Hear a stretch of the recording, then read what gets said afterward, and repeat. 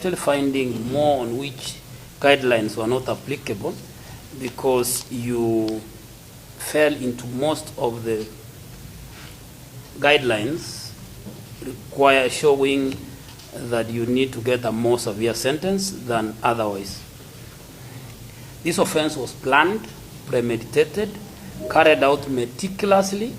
The minor was lured by a trusted person to her death. She was violently defiled and buried. Were it not for intervention of a hawk-eyed officer who definitely deserves a promotion, we will never have known. The offense, you devoured the minor, you ruptured her, leading her to severe hemorrhage after boring copious amount of spermatozoa in the ruptured vagina of the minor. You then proceeded to strangle the minor by smothering her. The minor died of asphyxiation due to suffocation under excruciating pain as described by the convict himself. The pain suffered by the minor cannot be fathomable. It is beyond human understanding. Describing the convict as a beast will be an understatement. The offense was aggravated by unnecessary use of sexual violence. The convict abused a position of trust. He did not exercise any restraint.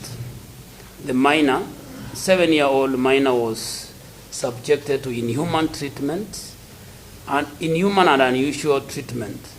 The 7-year-old victim was degraded by not only being violently defiled, but also being buried in a shallow grave without a coffin, a decent burial inside a house to remain as an unmarked grave. By meting out cruel and inhuman treatment of the minor, the convict voluntarily stepped outside constitutional protection of his own life.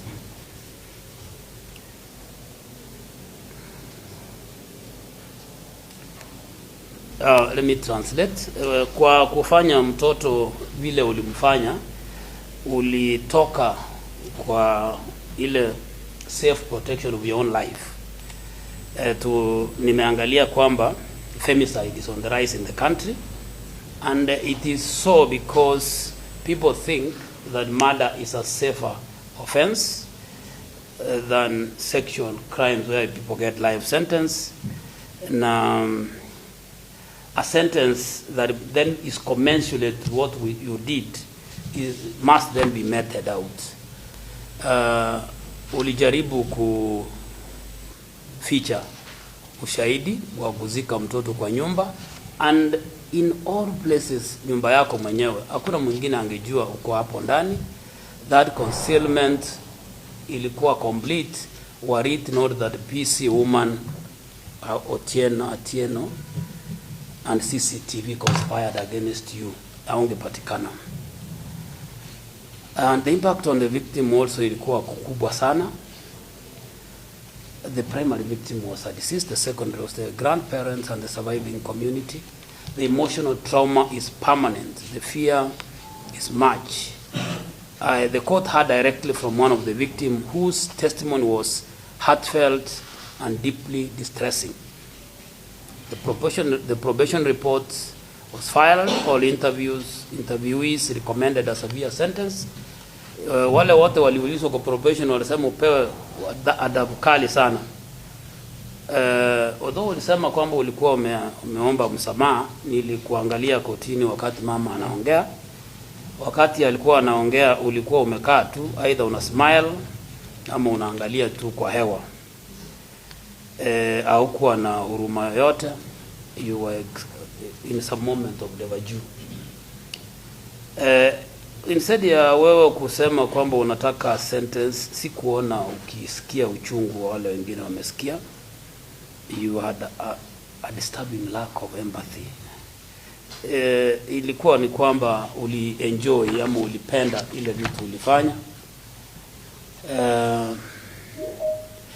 So the other thing niliona kwamba hii makosa ilikuwa in furtherance of gender based violence and sexual violence. One of the things I noted is that the minor, that is very decisive. The minor hemorrhaged. You didn't care. Huku, yani mtoto aliraruka kabisa, 2.5 centimeters by 3 centimeters, but you still continued. You're 35-year-old. I was not there, but the uchungu mtoto alifikiria, nikisoma ile convention uliandika, it is almost like an excerpt from a horror movie. We'll thank Jadel or the spares who had installed a CCTV. Waliweka CCTV yenye ilikuonyesha kuna mtoto. Au kuangalia umuhimu wa maisha, sanctity of human life and vulnerability of children. So in defilement itself, which the DPP still has a chance to charge you with, attracts a life sentence. So if I give you a life sentence, it then doesn't make any difference whether you defile and left her or you defile and killed her. There were 4 factors niliangalia, and nikaachwa na there was no other choice that the court had. One of them was that the killing was a child, and a child of 10 years. Secondly, it was mtu mwenye alikuwa na a person who was trusted. Thirdly, this was gender violence, and lastly, there was sexual violence. The manner of killing was most remarkable, in the most remarkable sense. Sexual violence was disproportionate to the age of the victim. The vaginal ligaments were violently torn by penile entry with discharge of copious amount of spermatozoa, with a long and endurance exercise where mercy and compassion were not felt. I need him to know that. God is unable to discern any role played by the devil.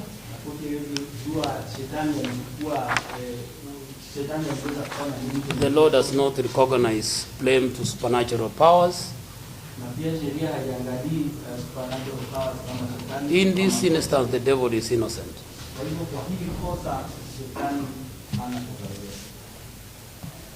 You showed a deeply depraved deposition. There was no evidence that you were suffering from any mental incapacity. You were found fit. You returned to your house and stayed inside there, knowing it's a cemetery. That conduct underscores a disturbing level of moral depravity and aggravates the gravity of the offense.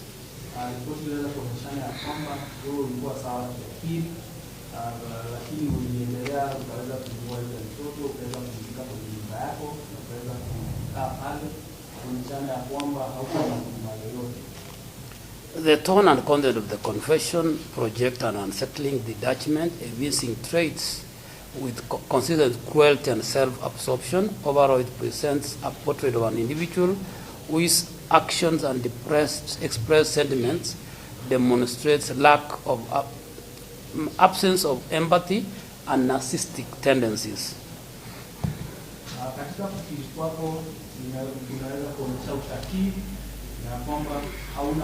The post-mortem report revealed multiple injuries indicating significant trauma. There was a lesion on the left maxillary region of the face, abrasions with both the left and right orbital areas. The disease sustained multiple abrasions on oral mucosa, affecting lower lips, the gum, and the left aspect of the mouth. In addition, examination disclosed genital injuries, including broken hymen, a vaginal opening of 2.3 by 2, together with a vaginal tear and lacerations. Let me explain what this means. What it means is that even when you are trying to keep her quiet, she was resisting. She had injuries in the mouth. Aliumia kumdomo na alifunguliwa kwa sehemu zake za siri kwa nguvu. Although you pleaded guilty, that plea of guilty did not by itself remove the severest of the sentences from the table. It's a good thing to save judicial time. But however, the courts also are here to hear cases. So the mere fact that the court was saved of time of hearing does not, by and of itself, shorten the sentences. We are here to hear you, and if you chose to plead guilty, it is useful in smaller cases. But for murder and for defilement, it doesn't help. I've set out the rules that we rely on. I've then now gone to look at the two sentences that possibly you can give. I've looked at the life sentence, and I saw that, and what it means. I've also seen the other sentence, the death sentence, which is short, and which I will be concerned with most. Proceed. The convict chose a path that now led to destruction. He had utter disregard of human life. Convicts decided to steal the innocence of TPK, destroy both her body and lives of secondary victims, and kill her. The convict must surely reap what he has now, what he sowed to please his flesh and cause the death of a child. This brought himself within the meaning of Article 26(3) of the Constitution, which provides a person shall not be deprived of his life intentionally, except to the extent authorized by law. Section 204 of the Penal Code authorizes that, and Section 69 of the Prisons Act provide on how that is to be done. The Prisons Act provides this way. When any person is sentenced to death, he shall be hanged by the neck until he is dead, and the sentence shall be carried out in a manner as the Commissioner shall direct. Section 204 provides that the sentence for murder is death. There have been no mitigating factors demonstrated that will remove the death penalty from consideration. Carefully weighed the mitigation tendered against aggravating factors.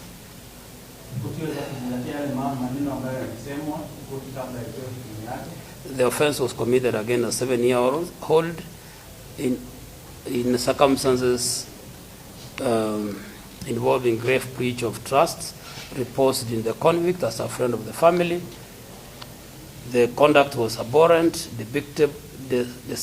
despicable, and marked by extreme violence. In view of the circumstances, and having considered the law and the objectives of sentencing, the court finds that the ultimate penalty remains available and applicable. The sentence must reflect the offense, denounce the conduct in the strongest term, and protect the society, and serve as a deterrent measure. Therefore, accordingly, I find that you are hereby sentenced to death.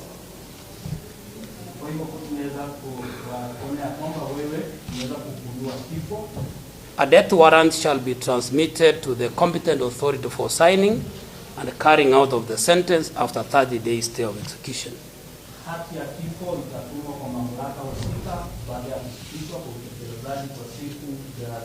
You have 14 days to appeal, and I close the file.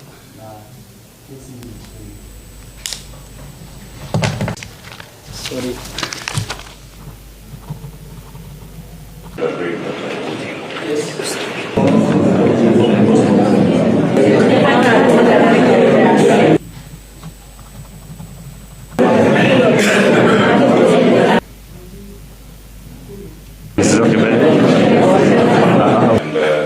Es Mr. Mwema.